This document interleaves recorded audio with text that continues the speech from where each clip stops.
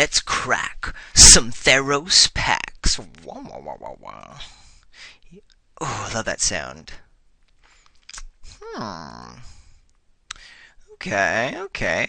A pretty decent pack here. Our rare is meh. Magma Jet is meh, though fine. Sea God's Revenge, awesome. Baleful Eidolon, awesome. Honorable mention, Leaf Crown Dryad. Let's see. So, I love Sea God's Revenge as just like a really nice big old bomb finisher. But I've got to say, I pretty much win when I go black, so I want to try something. I haven't forced black necessarily ever. I certainly have my preferences of going black, but I'm taking a weaker card over a super big old bomb powerful card because of a color preference. So I want to try that this late in the format. Why not? Let's have some fun. And I'm not passing another black, so that makes me super duper happy. Boom, Baleful Eidolon. I'm not even looking back. Slam Disciple of Phoenix. There's a nice Voyages in as we see more blue. Rare was taken. Great cards in this pack as well. There's no reason to jump out of black since I first picked a black card, and we're going to force black. The Ordeal is fine, but not as critical to the black deck as anything else. We're passing a whole lot of blue, so I'm looking to not play blue, I suppose. Yeah. Boom. Slamming that pack. And then way weaker pack compared to the other guys we saw with a couple of commons missing. I wonder what those commons might be. Maybe a Grey Merchant of Asphodel or a Wingsteed Rider. Those are kind of key. I like Time to Feed in just looking into the color combinations. It might be right if I'm forcing black to stay on just the black path. Maybe even a Divine Verdict if I want to go white. But there's really not a strong signal here one way or another. So I'll just take a nice removal spell because if I do go black and blue's not open, I want to go black-green ideally. Yeah.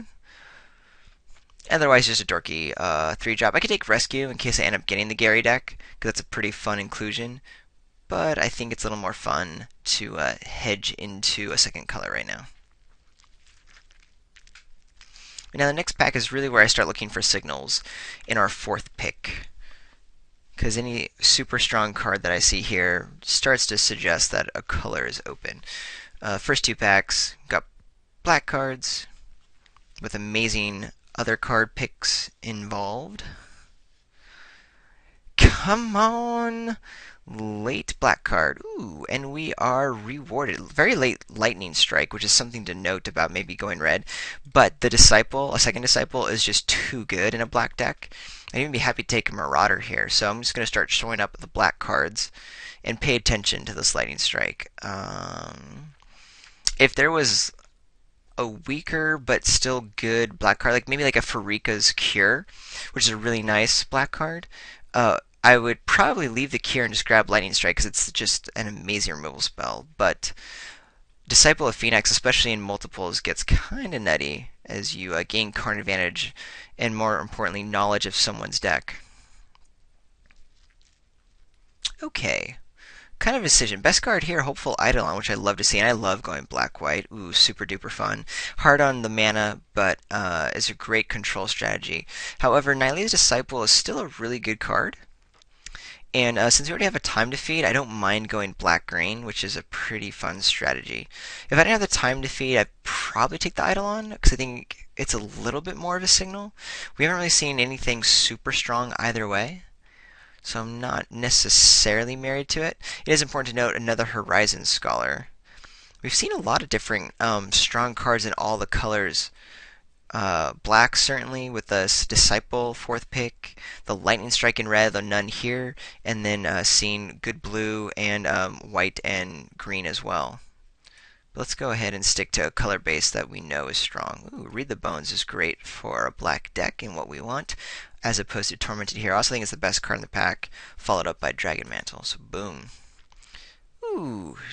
I'll take my first Farika's Cure over Return Phalanx, even though I really want to Return Phalanx. It's really, really grand.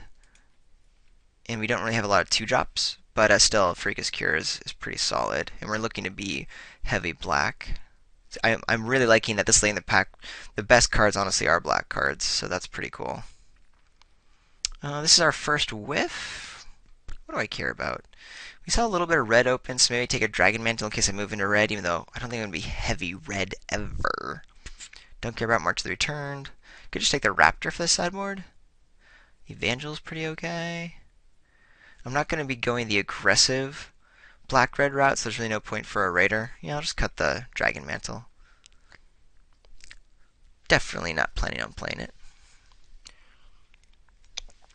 I should note that I am currently wearing coat collared shirt and slacks. I dressed up for Moto. That's right, no one can see me, but felt like being spiffy today, so I went for it. I'm happy to grab the Dark Betrayal here on the wheel. Really strong sideboard card, one of the best of this cycle. And otherwise, I get a Guardians or a two-headed Cerberus, which I don't really care about right now. I'd rather have a strong sideboard card of a color I'm playing versus some dorky 3-drop that I pray not to play. I don't need another 4-drop, but I'll grab it versus a sideboard Viper's Kiss. Ooh, that's pretty good. Still noticing a little bit of red. Not that Borderline Minotaur is insane, but just the fact that it's there is of note. I'm certainly not married to green in any way, shape, or form. Let other people play those cards. We'll go ahead and cut our green land there. Same deal. Well, I like the start we have. Nothing particularly overpowered, but super solid black cards I'm a fan of. We didn't pass any black. I expect black to be relatively open in the second pack. And any other strong card we open, I'm down to go into. Excuse me, I think the only really strong cards we passed were blue. And there are other good cards, don't get me wrong.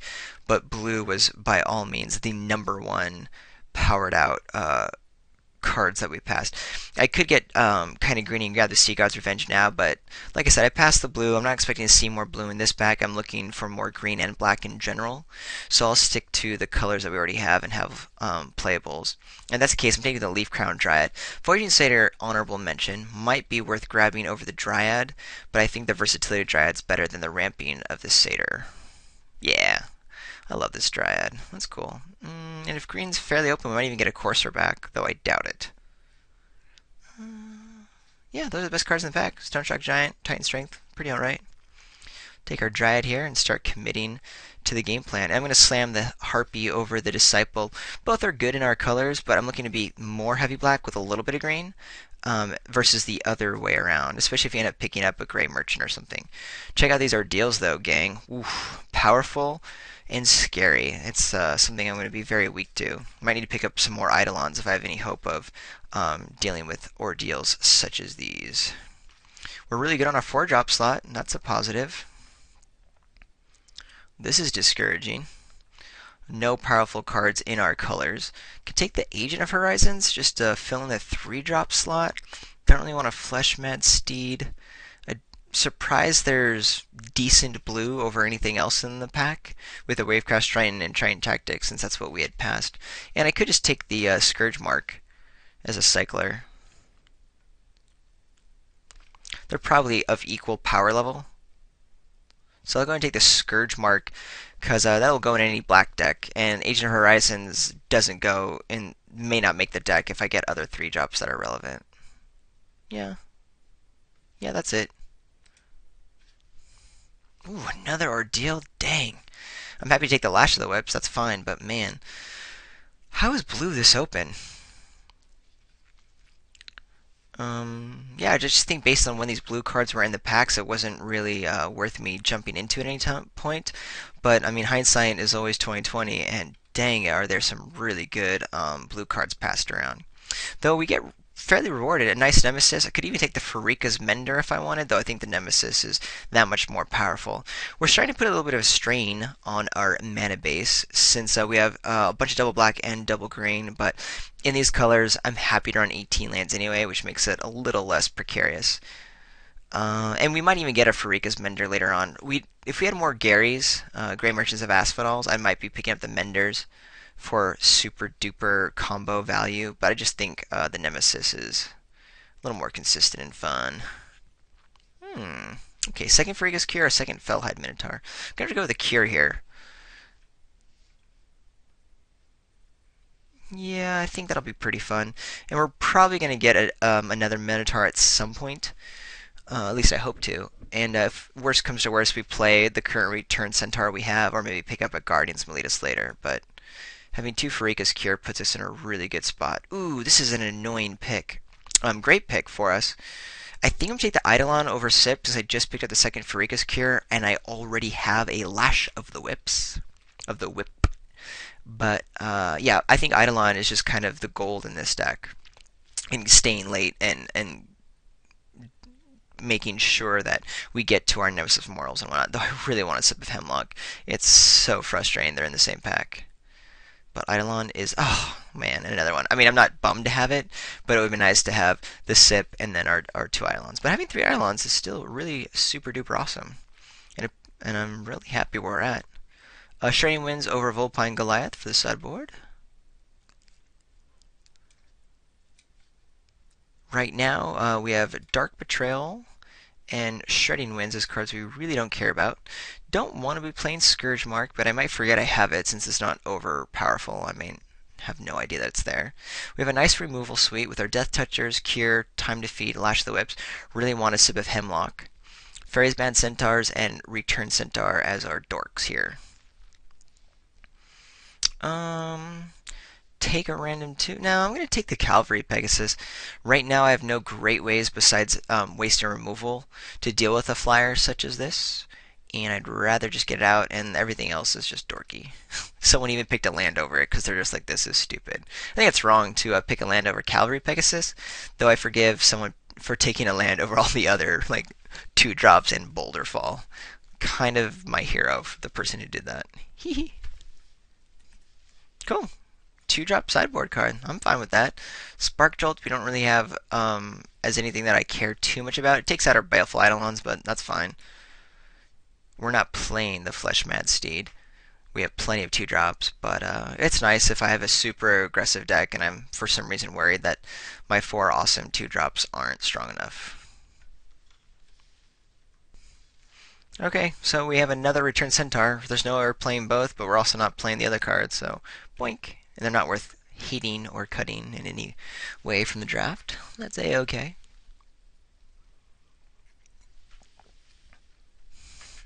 Goodbye, Traveling Philosopher. Don't need you in some annoying aggro deck.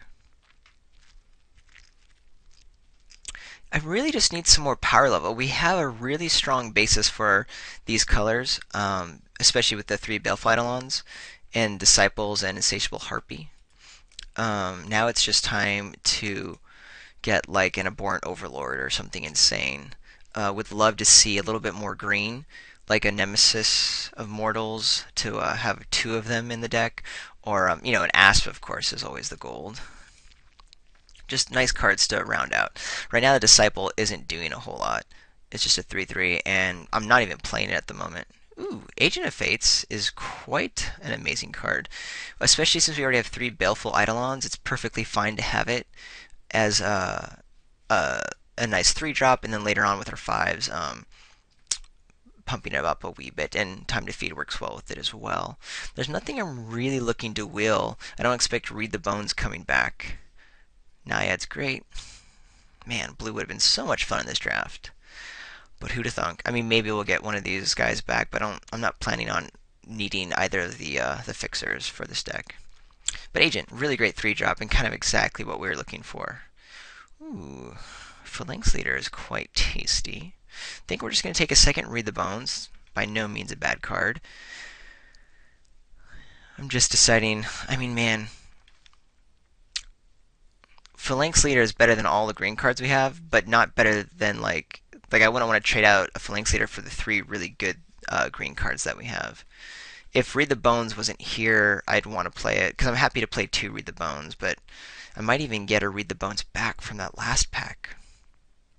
Let's play the odds a little bit. This is definitely the wrong pick. I'm acknowledging it. Don't hate me in the comments, but, who knows what's going to happen. I also don't want to play against that by any means. Another Disciple. So we hide our Return Centaurs, we play another Disciple, and we're just going mono Disciple deck, just have my opponent discard everything. I don't know if that's correct. I'm hiding this Phalanx Leader, by the way. I just hated it, basically. Let's clean this up. I don't know if I want a 3rd Farika's Cure, considering I have 3 Baleful Eidolons and 2 already. I'd rather definitely have the Disciple. It's more like, do I want like a Savage Surge? I have an Agent of Fates that can be fairly tasty. I'm never disappointed having Disciple of Phoenixes in my deck. Oof. Erebos' Emissary. Would love another time to feed with an agent and with my Death Touch dudes, but I don't have a lot of huge fatties to really abuse time to feed, so it's fine. And the Emissary is insane. Foil Temple of Silence. Whoop whoop. It's probably worth like 2 tickets, huh? We are currently mono 4 drops and a whole bunch of 5 Baleful Eidolons, which is okay. It's just I'm a little worried about being able to pound through the last points of damage. We're certainly staying alive long enough, but my only finisher is a Nemesis and an Erebos' Emissary. Maybe the Harpy. Outside of that, it's looking a little scary right now. I don't want another 4 drop, but I might need this Lampad as a 6 drop in order to actually get through the last points of damage. I think it's going to be really hard for opponents to kill us except in the air, thanks to our Baleful Eidolons, so that's kind of nice. And there's no other pick here, either a Hate or any strong sub. I don't want another Scourge Mark, and Viper's Kiss isn't insane. And again, having ways to pound through damage I might need, so I'm considering this as a 6 drop here. Another Lash of the Whips is fine. Would prefer a sip of Hemlock, but certainly not complaining. Okay, I'll take another Viper's Kiss. Or not another, I'll take my foil Viper's Kiss. That's good for the sideboard. What card am I cutting? Probably the Scourge Mark. I have no real ways to abuse it. I have 1 Agent of Fates. I guess the Disciples kind of care, but that's not important. Skull Cleaver. We'll just take out the draft right now. That's basically it, right? We're not seeing any new cards. The Read the Bones didn't table. This is a 6. Probably not going to play the Nylea's Disciple, because I don't need more 3 drops. Even though Fairy's Band Centaur is by itself a weaker card, we just need like big dudes to get through. So our current deck might take out the Scourge Mark and keep the other Disciple in, depending upon what else goes around. I don't think I care too much about Last Breath, though it really takes out a lot of my guys. But again, I'm more worried about flyers. All I have is an Insatiable Harpy and then removal spell, so let's cut that guy. We'll cut an Ill-Tempered Cyclops as well. None of these cards matter. I should have taken the land, been baller, like the person to my left who cut the land at with 6 cards left in the pack.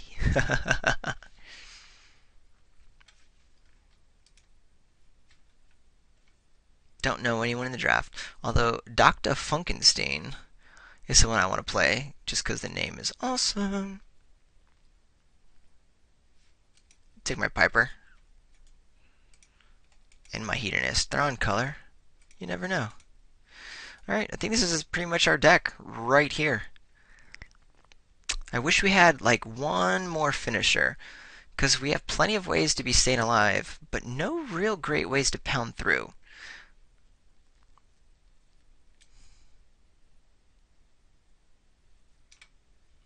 Might have to lean on some of our Bestow and Agent of Fates to get us there. Hold on a second while I build. Alright, here we go. With a really sweet base deck. Like I was saying during the draft, I think we have plenty of ways to be staying alive and playing the control route. We're just a little short on our finishers, but we still have the tools to get there. We're at 21. I just only want to add one more. We have a great Shredding Winds and Dark Betrayal. I don't want to main deck them, but these are going to be the 22nd card after sideboarding for sure. I'm really just deciding between... Actually, I think I've pretty much made the decision. Scourge Mark is going to be our 22nd card. We're good on our creatures. I don't need any more 4 drops. And the Disciple as the best card in our sideboard. But because it's double green, it just puts a little strain on the mana that isn't really relevant since we have so many 4s anyway. And Return Centaurs we don't really need, unless we see cards that we need to hose by having 2 4s on the ground. Really wish we had some Grey Merchants of Asphodel, because this deck would kill for those, but we're fine. Yeah, we're going to start with the Scourge Mark. It works well with Agent and Insatiable Harpy. We're light on 3s, but we should be fine that way. You'll also notice the Cavern Lampad, instead of an extra 4 drop, I'm considering as a 6 drop to put onto something and give Intimidate to. Might be pulled out against a black player. Something like this might go down. We'll see. Mostly I'm worried about playing flyers, which means I could main deck the Shredding Winds instead of Scourge Mark. But again, the fact that it works well with Agent, the Disciples, Harpy, and we do have plenty of removal plus a reach and a flyer to deal with some number of flyers, that we should be okay. At least in round one. Yeah, I like this. I really like this build. Yeah, we don't need 15. In fact, why not just do 10-8? I'm fine with that. It's really just for the Nemesis to have double green, and we never need more than 10. Our first double black is at the 4-drop slot. Oh no, there's Agent of Fates. Do I want to do 11-7? No, because Nemesis could come down conceivably earlier if like we've traded off aggressively earlier, and I think 10-8 is A-okay. Could be right to do 11-7. Not too sure how the odds work that route. We do have 2 Farigas here, but 10 seems to be fine for any double black spell at any point. So I'm going to run it this way. And we'll see you into the first round.